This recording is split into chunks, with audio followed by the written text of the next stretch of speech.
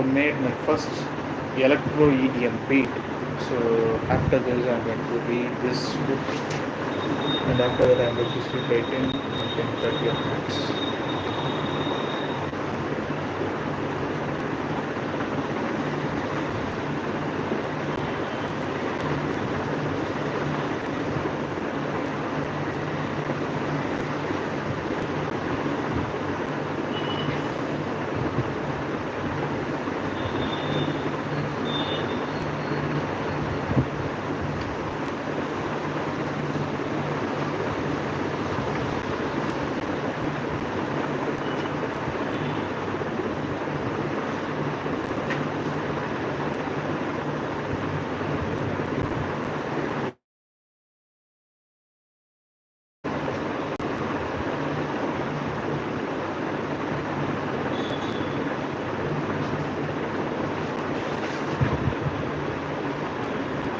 One of my favorite lines are as follows: "This man has freed himself from all problems, and no worry and no woe can touch him."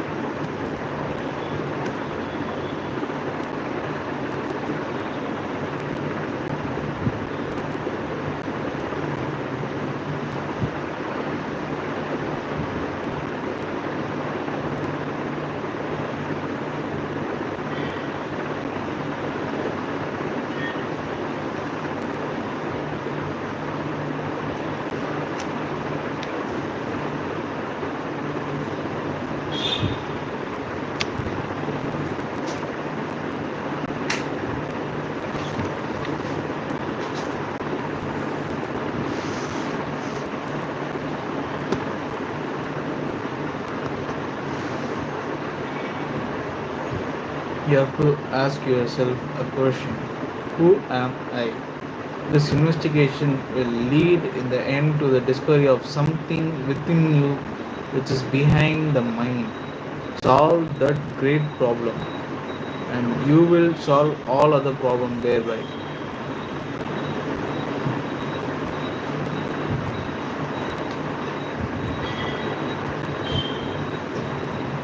Will it be clear if it is put in this way? All human beings are ever wanting happiness untainted with sorrow. They want to grasp a happiness which will not come to an end. This instinct is a true one, but have you ever been struck by the fact that they love their own self most? Now relate that to the fact that they are ever desirous of attaining happiness through one means or another, through drink or through religion, and you are provided with a clue to the real nature of man. Man's real nature is happiness. Happiness is born inborn to the true self. The search for happiness is an unconscious search for his true self. The true self is imperishable, therefore, when a man finds it, he finds a happiness which does not come to an end. But the world is so unhappy. Yes. But there but that is because the world is ignorant of its true self. All men without expectation, exceptions are consciously or unconsciously seeking for it. Even the wicked, even the wicked, the brutal, and the criminal as the person. Even they sin because they are trying to find the self happiness in every sin which they commit. Is strive is instructive, insensitive in men, but they do not know that they are really seeking their true self, and so they try these wicked ways first as means to happiness. Of course, they are wrong ways, for man's act are reflected back to him. So we shall feel lasting happiness when we know this true self. The other nodes is right. A slanting ray of sunshine falls through the unglazed window upon the Maharishi's face. There is serenity in that unruffled brow. There is contentment around that firm mouth. There is a shine like peace in those lustrous eyes. His unlined countenance does not blaze his revelatory worlds.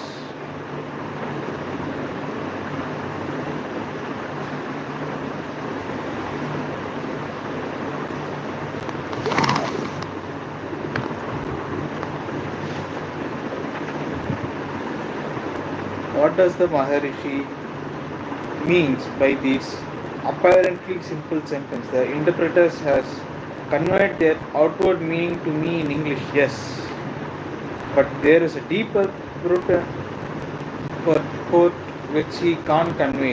I know that I must discover that by myself. The sage seems to speak not as a philosopher, not as a pandit trying to explain his own doctrine, but rather out of the depth of his own heart. Are these words the mark of his own fortunate experience? What exactly is the self of which you speak? If what you say is true, then there must be another self in man. Can a man possess two identities, two self? He makes answer. To understand this matter, it is first necessary for a man to analyze himself, because it has been his habit to think as other thing. He has never faced this I in the true manner. He has not correct picture of himself. He has too long identified himself with the body and the brain. Therefore, I tell you to pursue this inquiry: who am I?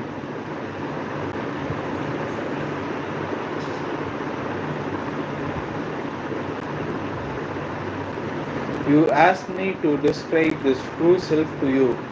What can be said? It is that out of which the sense of the personal I arises and into which it shall have to disappear. Disappear? How can one lose the feeling of one's personality? The first and foremost of all thoughts, the primitive and primordial thought in the mind of every man is the I. It is only after the birth of these thoughts that any other thoughts can arise at all. It is only after the first personal pronoun I has arisen in the mind of that personal pronoun you can make its appearance.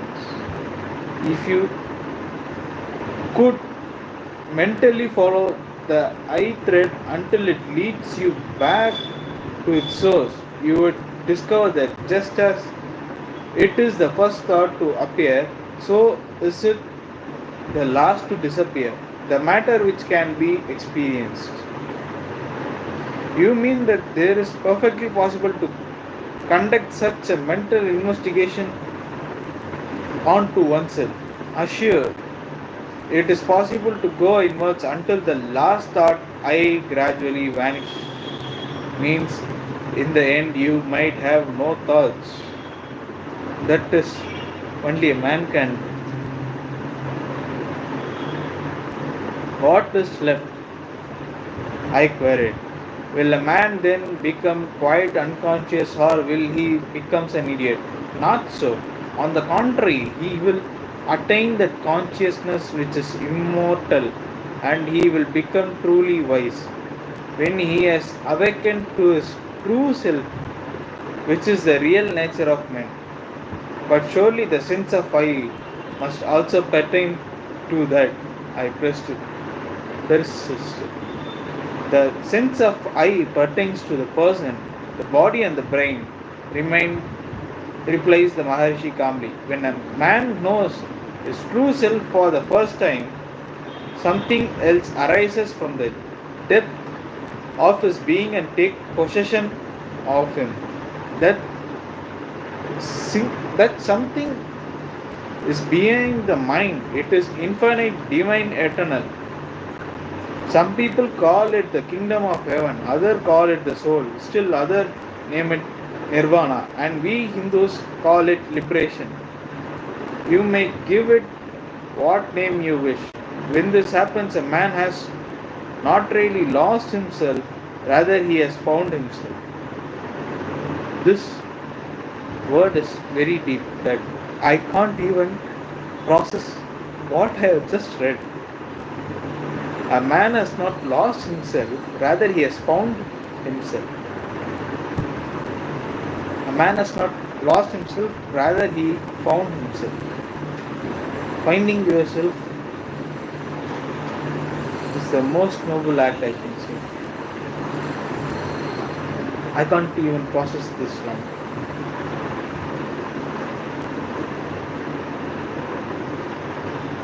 I am too shallow to even process the word just now which I have read. A man has not really lost himself, rather he has found himself.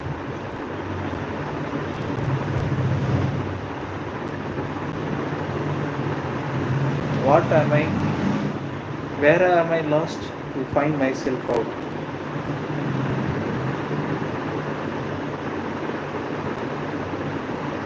As the last words fall out of the interpreter's lips, these flashes across my mind those memorable words which are uttered by wandering teacher in Galilee, words which have puzzled so many good persons. Whomever shall seek to save his life shall lose it, and whoever shall lose his life shall preserve it. How were these philosophers able to find out these answers inside himself?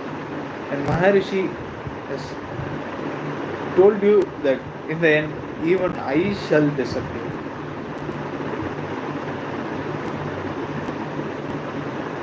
And these words are so deep and so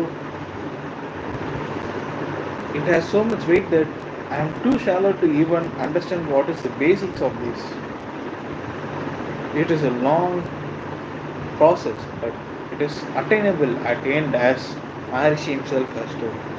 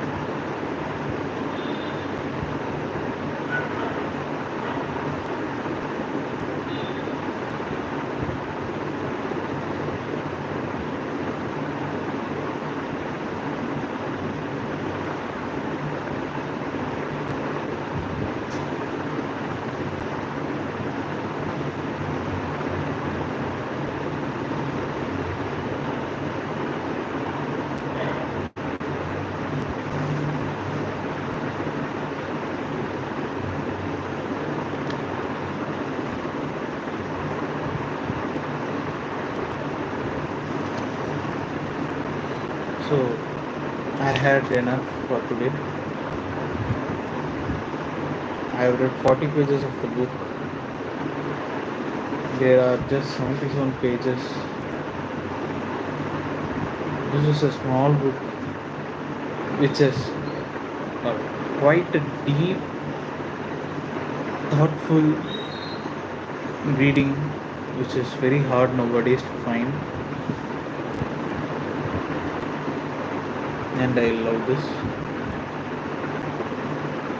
As I have worked by tomorrow, and as Maharishi told, I will do what I can do, and I will find my true self. And this I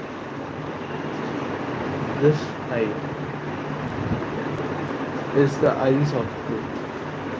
Finding one's true self is quite difficult nowadays, as fakeness has prevailed everyone, and I am like the most fakest person you can ever see. This truth is so deep that I am too shallow to even understand a single sentence, a single word. I and by myself, I. So I'm going to go on this journey. I don't know how long it is going to take. I'll try my best to do it, and thank you. For a minute, I'm just going to see you guys. Like, let's see how.